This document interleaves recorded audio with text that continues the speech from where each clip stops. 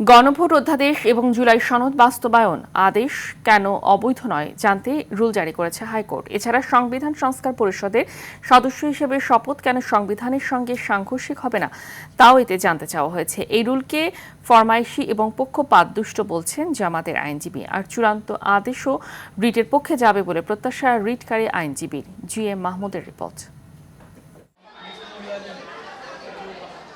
গেল বছরের 13 নভেম্বর জুলাই সনদ বাস্তবায়ন আদেশ জারি করেন রাষ্ট্রপতি। এরপর 12 ফেব্রুয়ারি গণভোট ও সংসদ নির্বাচন অনুষ্ঠিত হয়। আর 17 ফেব্রুয়ারি শপথ নিয়ে সরকার গঠন করে বিএনপি। ওই দিন দুটো শপথ নেয়ার কথা থাকলেও বিএনপির সংসদ সদস্যরা সংবিধান সংস্কার পরিষদের সদস্য হিসেবে শপথ নেননি। তবে দুটো শপথ নিয়েছে জামায়াত এনসিপি জোট। বাংলাদেশের প্রতি সংবিধানের 93 অনুচ্ছেদ অনুযায়ী রাষ্ট্রপতি গণভোট অধ্যাদেশ ও জুলাই সনদ বাস্তবায়ন আদেশ জারি করতে পারেন না, এমন যুক্তিতে হাইকোর্টে রিট করেন বিএনপিপন্থী দুই আইনজীবী। সব পক্ষকে শুনে মঙ্গলবার এ বিষয়ে 4 সপ্তাহের রুল জারি করে বিচারপতি রাজিক আল জলিল এবং বিচারপতি আনোয়ারুল ইসলামের হাইকোর্ট বেঞ্চ। এর ফলে গণভোট নিয়ে সংসদ আপাতত কোনো সিদ্ধান্ত নিতে পারবে না, জানান রিটকারীদের আইনজীবী। রাষ্ট্রপতি এমন কোনো অর্ডিন্যান্স করতে পারবে না যে বিষয়বস্তু আমাদের সংবিধানে নাই।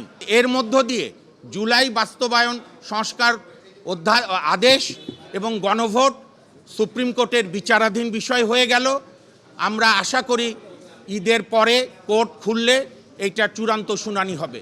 এদিকে রাজনৈতিক সিদ্ধান্ত আদালতের কাঁধে চাপিয়ে সরকার দ্বিচারিতা করছে উল্লেখ করে জামায়াতের আইনজীবী বলেন, জুলাই সনদ ও গণভোট বাতিল হলে নির্বাচন ও বর্তমান সরকার নিয়েও প্রশ্ন উঠবে।